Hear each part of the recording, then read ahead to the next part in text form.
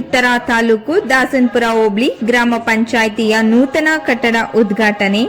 ಮತ್ತು ನಾಡಪ್ರಭು ಶ್ರೀ ಕೆಂಪೇಗೌಡರ ಪ್ರತಿಭೆ ಅನಾವರಣ ಹಾಗೂ ಅರಿವು ಕೇಂದ್ರ ಡಿಜಿಟಲ್ ಗ್ರಂಥಾಲಯ ಅಂಚೆ ಕಚೇರಿ ಗ್ರಾಮ ಒನ್ ಸೇವಾ ಕೇಂದ್ರ ಹಾಗೂ ಗ್ರಾಮ ಆಡಳಿತ ಅಧಿಕಾರಿಗಳ ಕಚೇರಿ ಗ್ರಾಮೀಣ ಪುನರ್ವಸತಿ ವಾಣಿಜ್ಯ ಮಳಿಗೆಗಳು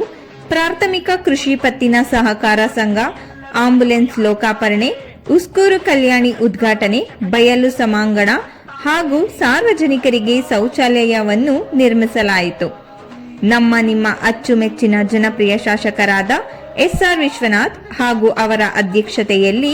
ಮತ್ತು ಅಧ್ಯಕ್ಷರಾದ ಸನ್ಮಾನ್ಯ ಶ್ರೀ ಡಾಕ್ಟರ್ ಬಿ ರಮೇಶ್ ಅವರ ಘನ ಅಧ್ಯಕ್ಷತೆಯಲ್ಲಿ ಉಸ್ಕೂರು ಗ್ರಾಮ ಪಂಚಾಯಿತಿ ಉದ್ಘಾಟಿಸಲಾಯಿತು.